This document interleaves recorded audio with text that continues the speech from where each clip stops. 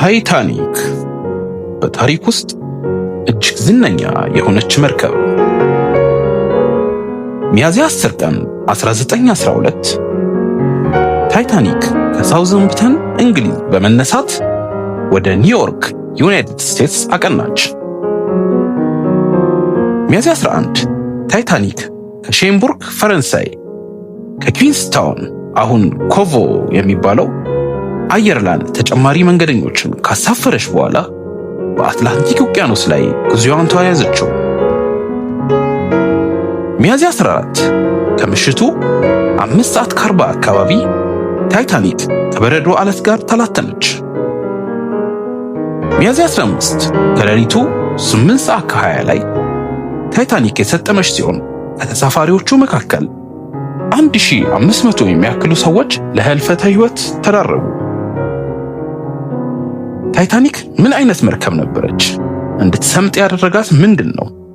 በሰሜን አየርላንድ ባለው በቤልፋስት አቅራቢያ የሚገኘውን የአልሳተር የባህልና የትራንስፖርት ቤተ መዘክር በመጎብኘት የእነዚህን ጥያቄዎች መልስ ማግኘት ይቻላል። ታይታኒክን ልዩ የሚያደርጋት ምንድን ነው? የባህልና የትራንስፖርት ቤተ መዘክሩ የቀድሞ ኃላፊ የነበሩት ማይክል መኮን እንደገለጹት ታይታኒክ በታሪክ ውስጥ እጅግ ዝነኛ የሆነች መርከብ ነች። ይሁን እንጂ ታይታኒክ ተመሳሳይ የሌላት መርከብ አልነበረችም። ታይታኒክ በቤልፋስት በሚገኘው የሃይላንድና የዎልፍ መርከብ ማምረቻ ከተሰሩት 3 ትላልቅ መርከቦች ሁለተኛዋ ነበረች። ታይታኒክ 269 ሜትር ርዝመትና 28 ሜትር ስፋት ስለነበራት በዘመኑ ከነበሩት ግዙፍ መርከቦች አንዷ ናት። የእነዚህ ግዙፍ መርከቦች ባለ ንብረት ዋይት ስታር የተባለ የመርከብ ድርጅት ሲሆን ዓላማው እጅግ አትራፊ በነበረው የሰሜን አትላንቲክ የጉዞ መስመር ላይ የበላይነት ማግኘት ነበር። ዋይት ስታር ተፎካካሪው የነበረውን ኩርናል የተባለ የመርከብ ድርጅት በፍጥነት ረገድ መወዳደር አልቻለም። በመሆኑም ዋይት ስታር ታዋቂና ባለጸጋ የሆኑ ተሳፋሪዎችን ለመሳብ ሲል ግዙፍ በሆኑና ምቾት ባላቸው መርከቦች ግንባታ ላይ ትኩረት አደረገ። ይሁን እንጂ ታይታኒክ ግዙፍ መሆኗ ሌላም ጥቅም ነበረው። የሰሜን አየርላንድ ብሔራዊ ቤተ መዘክሮች ኃላፊ የሆኑት ዊሊያም ብሌር ከ1900 እስከ 1914 ባሉት ዓመታት በየዓመቱ 900,000 የሚያክሉ ሰዎች ወደ ዩናይትድ ስቴትስ ይፈልሱ ነበር ብለዋል። አትላንቲክን የሚያቋርጡ የመርከብ ድርጅቶች እነዚህን ሰዎች ከአውሮፓ ወደ ዩናይትድ ስቴትስ በመጓጓዝ ከፍተኛ ገቢ ያገኙ ነበር። ታይታኒክም ለዚህ ዓላማ እንድታገለግል ታስቦ ነበር።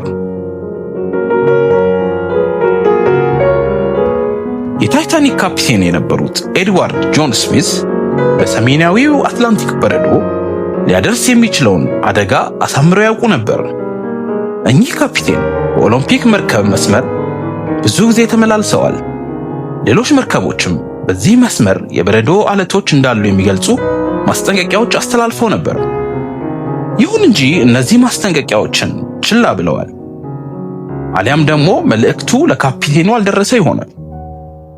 ታይታኒክ በጉዞ ላይ ያለች ከፊት ለፊት የበረዶ አለት እንዳለ የሚገልጽ ማስጠንቀቂያ በድንገት ከማማው ተሰማ። ይሁንና ይህ የዘገየ ማስጠንቀቂያ ነበር። ተረኛ የነበረው መኮንን መርከቧን ፊት ለፊት ካለመላተም ሊያድናት ቢችልም በጎን በኩል ከበረዶ አለት ጋር መጋጨቱ አልቀረም። በዚህ ምክንያት በመርከቧ አካል ላይ ጉዳት በመድረሱ ውሃው ከፊት ወዳሉት የመርከቢቱ ክፍሎች ገባ። ካፒቴኑ ስሚዝ መርከባቸው ከመስጠም እንደማትተርፍ ለመገንዘብ ብዙ ጊዜ አልወሰደባቸውም። የድረሱልኝን መልእክት ካስተላለፉ በኋላ የህይወት አድን ጀልባዎች እንዲዘጋጁ አዘዙ። ታይታኒክ 16 የህይወት አድን ጀልባዎች፣ ሌሎች 4 በአየር የሚሞሉ ጀልባዎች ነበሯት። እነዚህ ጀልባዎች 1170 ያህል ሰዎችን የመያዝ አቅም አላቸው። መርከቢቷ ላይ የነበሩ ተሳፋሪዎችና ሰራተኞች ግን 2200 ነበሩ። ይባስ ብሎ ደግሞ ብዙዎቹ ጀልባዎች በደንብ ሳይሞሉ መሄድ ጀመሩ። በተጨማሪም በአብዛኞቹ ጀልባዎች ላይ የነበሩ ሰዎች ወደ ባህሩ ዘለው የገቡ ሰዎችን ፈልገው ለማዳን ምንም አይነት ጥረት አላደረጉም። በመሆኑም የተረፉት 705 ሰዎች ብቻ ናቸው። ታይታኒክ አደጋ ከደረሰ በኋላ የባህር ጉዞ ባለስልጣናት የመርከብ ተጓዦችን ደህንነት ለማስጠበቅ የሚረዱ ደንቦችን አውጥተዋል። ከእነዚህ ደንቦች አንዱ በባህር ላይ በሚደረጉ ጉዞዎች በሙሉ በሁሉም ተሳፋሪዎች የሚበቃ ሕይወት አድን ጀልባ እንዲኖር ያስገድዳል።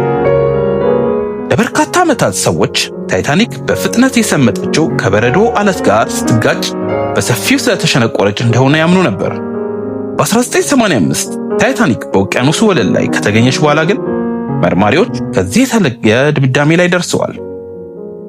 የውሃው ቅዝቃዜ የመርከቧን ብረቶች ስለጎዳቸው መሰባበርና መሰነጣጠቅ ጀምረው ነበር። መርከቧ ከበረዶ አለት ጋር ከተጋጨች 3 ሰዓት እንኳን በማይሞላ ጊዜ ውስጥ ለሁለት ተከፈለችና ሰመጠች። ይህ አደጋ በባህር ጉዞ ታሪክ ውስጥ እጅግ አስከፊ ከሚባሉት አንዱ ነው።